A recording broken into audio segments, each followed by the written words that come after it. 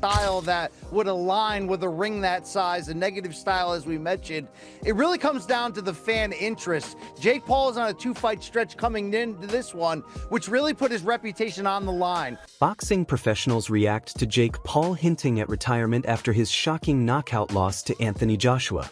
Jake has suggested that once he feels he has achieved his goals in boxing, he may step away from the sport and shift focus toward an NFL career, signaling a dramatic possible change in his athletic path. The NFL after this, like legitimately just to play like safety and just deck people. No, I swear to God, I'm about to bring hella ratings to whatever team I'm on. Where would you want to go if you can go to any team? Shit, the Browns. So I can run a 4.34. He's the fastest man on the planet. I got hands.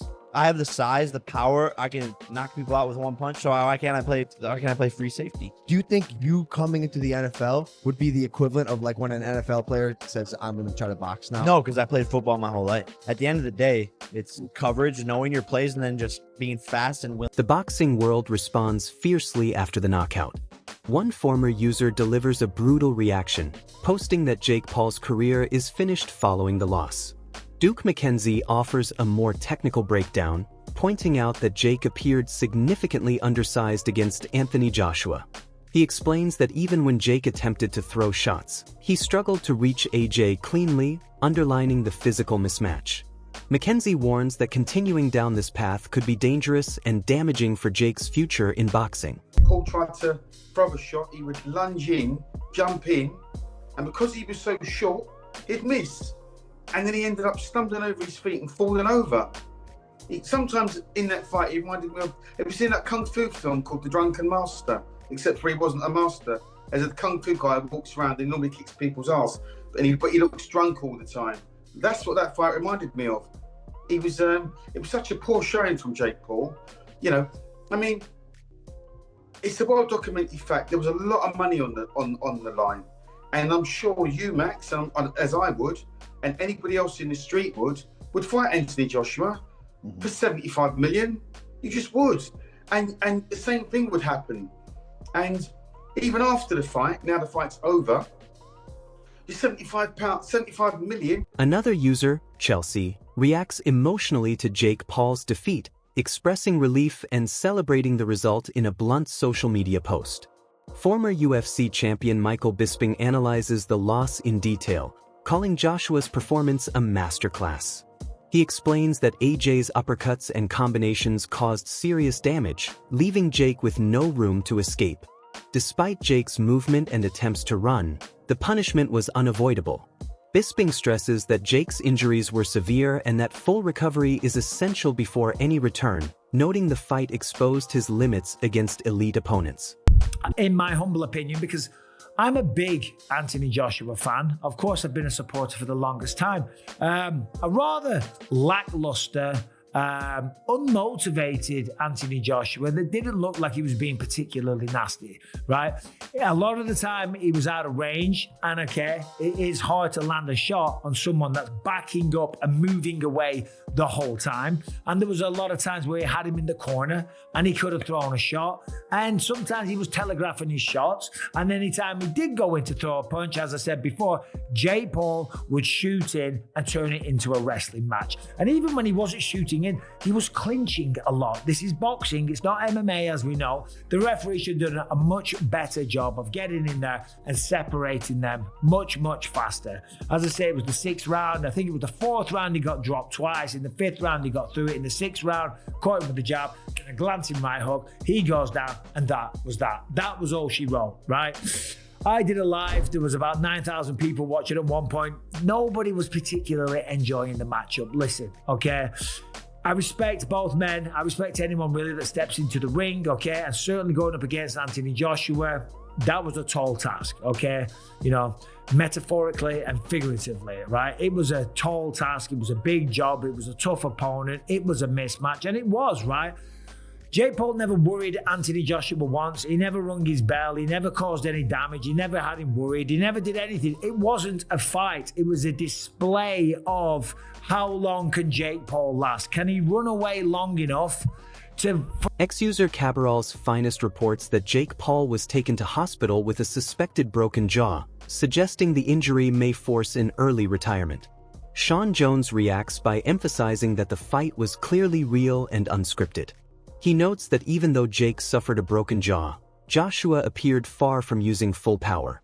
Jones credits the authenticity of the bout while highlighting the harsh reality of facing a world-class heavyweight like AJ. For all those people who were fully convinced that this fight was 100% rigged, like people said that this is a clown show, and they said, this is rigged, this is scripted. Okay, so now Joshua's won. What are you going to say to that? So was it scripted that Joshua was going to win? You see this whole narrative about, oh, the fight's rigged, the fight's scripted. That's illegal to do, and Joshua is not going to tarnish his legacy by doing something like that. Would Jake Paul do something like that? Maybe so, yeah, but not someone like Joshua. Come on. Now, to be fair, 80% of that fight was looking a little bit dodgy. It was looking like Joshua wasn't throwing as much as he usually would. Jake Paul was landing on Joshua. He landed a really strong jab that knocked Joshua's head back. He landed a couple of decent overhand rights. In fact, Jake was kind of the first one who landed the biggest shots of the fight. But this is the thing, anyone who fights, even on like a low-level basis, or who just does some sparring, will understand that when you fight someone who has got nowhere near the skill level as you, sometimes it can be a little bit harder because they're awkward, they're doing stuff that you don't really expect. You know, sometimes when you fight beginners, it's a bloody nightmare. Just like, you know, awkward movements. You're like, what are they throwing? You don't expect certain shots to come that do come. And then you fight someone who's a little bit more traditionally sound with the fundamentals, and it's almost a little bit easier. And I think that's what we've seen here in this fight. AJ has had an easier time with some fighters who've got like 40 professional fights with 20 KOs on the record than he did with Jake Paul. Why is that? Oh, because it's scripted. It's scripted. No, it's not scripted. It's just because Jake Paul is awkward and he's a beginner in relation to Joshua. So Joshua just took some time to figure them out. You could see Joshua was getting a little bit frustrated in that 4th and 5th round, but then he started. User Mir71 issues a sharp warning, urging Jake Paul not to return to boxing. Analyst Liam Goff adds that Jake now faces serious obstacles due to the extent of his injuries. With a broken jaw and other physical setbacks, Goff explains that Jake's boxing options are effectively closed for the foreseeable future. He stresses that recovery must be the sole priority and that rushing back would pose long-term risks to Jake's health and career. When he had that face-off with Tank Davis, he was looking at a guy who was, what, 5-6 inches shorter than him and probably 60-70 pounds lighter, right? So he was probably looking at that thinking, yeah, you're a legit boxer, yeah, you hit very hard, but look how much bigger I am to you. Contrast that to him looking up at Anthony Joshua and realizing, oh my God, look at the size of you in comparison to me. That's a bit different. And I think with Jake Paul, it really dawned on him what's going on. But Jake Paul has to keep face. He has to stay essentially in that persona that, you know, I am the man, I'm going to win this, trying to sell a dream to a casual, a bit like what Eddie Hearn does, trying to sell the casual audience that this is going to be a real fight, quote unquote. It was a real fight. It's not scripted, but you know what I mean, that he's really in this fight. That's what he was trying to do. And he did that well up until fight night. And boy, did he fail miserably on fight night. Again, I give him credit. He doesn't need to box. He can choose an easier profession, as I say. But to go in and to run around the ring like that, that was something else entirely. I mean, he was doing his best Roadrunner impression in there. He was running around that ring from the minute that bell went. That was all he was trying to do. And listen, AJ's performance, I can critique it from a defensive point of view, that he got hit with some silly shots that he probably shouldn't have been hit with. He was trying to cut the ring off in a ring as big as that. It's not easy, all right? And furthermore, if you're in there with an opponent who purely just wants to survive, he's no interest in winning the fight. He just wants to go the rounds. People, you could be one of the most you could be a prime Mike Tyson, Bone Crusher Smith, prime example.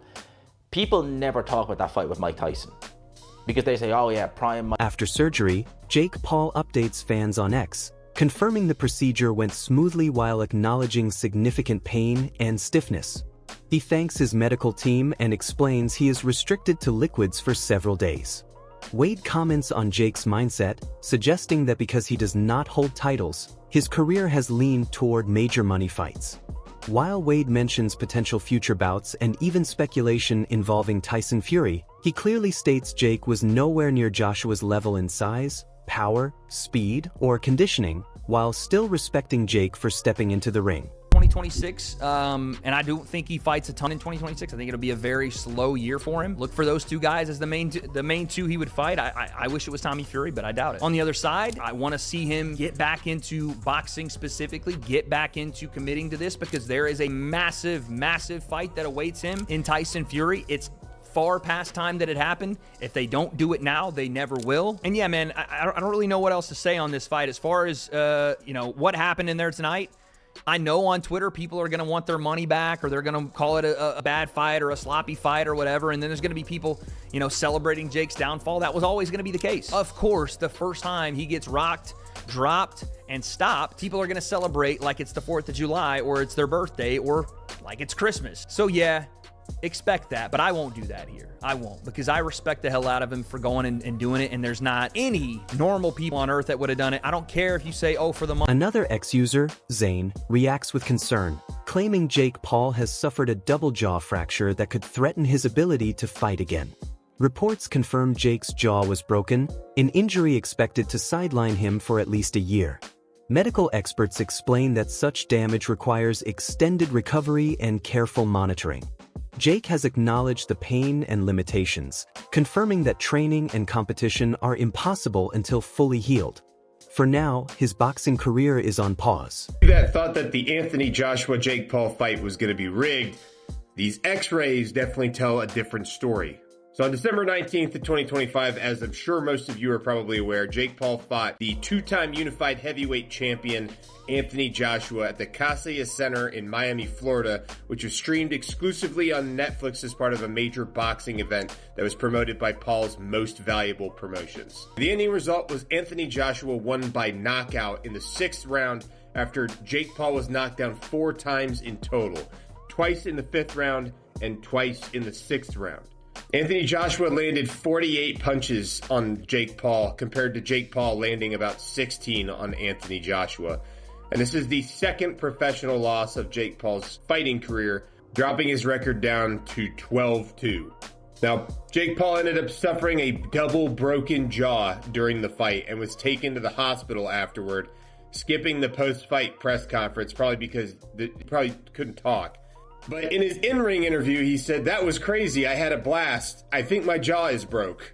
Anyway, as far as his professional fighting career is concerned, as of December 20th of 2025, he doesn't have any new opponents that have been announced, and it's expected that his jaw injury is going to take 4 to 6 weeks to recover from. Regardless of how you feel about him, that dude fought a 2-time heavyweight champion and survived. And I think we can all agree that regardless of how you feel, that takes some serious... CBS Sports analysts Brian Campbell and Shaquille Mahjouri break down Jake Paul's performance. They note that his evasive movement and constant motion helped him survive longer than expected. However, they question whether this defensive style can lead to legitimate title contention without engaging elite opponents more aggressively. Campbell suggests that Jake's popularity, rather than pure skill, may continue to drive high-profile fights, such as a KSI bout or a Tommy Fury rematch. They conclude that entertainment value currently outweighs championship ambition. The end for him in terms of what he's doing in the boxing ring. Listen, so long as people will tune in and so long as Jake Paul is paid by Netflix or any broadcaster to air his fights, we're going to see this continue. And Jake Paul knows his business model, right? Now, this deviated, this AJ fight, which came together kind of last minute after the Tank Davis fight fell apart. But we know Jake Paul's MO here. It's find the most popular guy with the most physical disadvantages for me to fight. And Jake Paul has the benefit that he's turned himself into a villain, or in the pro wrestling circles, a heel. People tune in to watch. We did not tune into this fight to see competitive boxing. Most of us tuned in because we thought, here's Anthony Joshua. Here's a 2-time unified heavyweight champion, a guy who physically just overwhelms Jake Paul. And we're finally going to get what Tyron Woodley and Anderson Silva, Nate Diaz were not physically fit, whether it be through their size, experience, or age, to do, and that is knock out Jake Paul. And so, because I don't really feel like we got that satisfying comeuppance that a lot of people have been waiting for, it kind of gives Jake Paul a little bit of mystique, I'd almost say, to still try and string this along. Now, I don't know in terms, he says he wants to be cruiserweight champion. I'm not quite sure what the competitive road there is, because let's make no mistake, the reason this fight lasted as long as it did is because Jake Paul focused exclusively on being elusive. He did his best, and kudos to him, right? He did a great job of not getting cornered. He was always on the gas until the gas sort of fell out from underneath him. And so I don't quite know, short of leveraging his popularity, how he's going to get to that title shot if he's not actually going to fight, like really fight an elite boxer. But if he's looking to make money, there's the KSI fight out there. There's the Tommy Fury rematch. There is ways for Jake Paul